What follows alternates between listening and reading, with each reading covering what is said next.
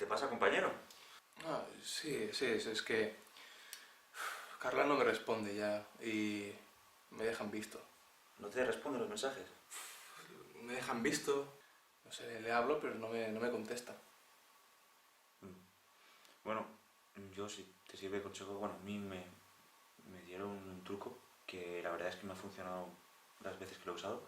También me pasó esto con Claudia y al final, pues bueno, un amigo me dio un consejo pero que me funcionó y a partir de ese día, o sea, no paro de usarlo y siempre me funciona. ¿Ah, sí?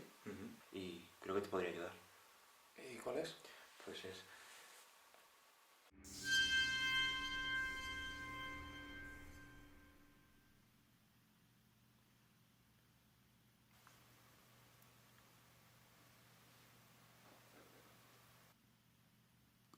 Gorda.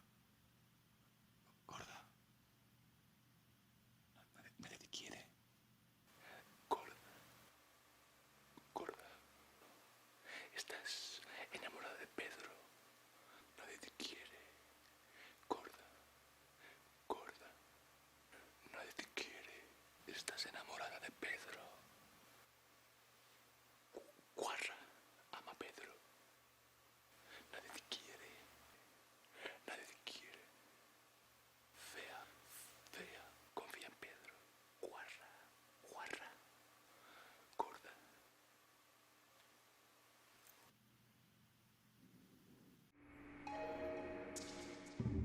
¡Hey! ¿Qué tal? ¿Qué tal con Carla? ¿Te ha funcionado? ¡Ey, pues! ¡No! Tranquilo, es cuestión de insistencia. Prueba mañana. Vale.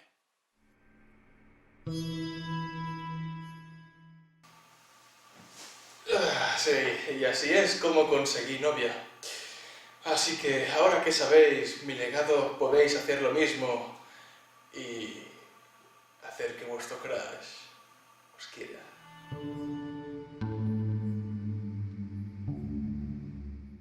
Sí, y así fue como conocí a vuestra madre.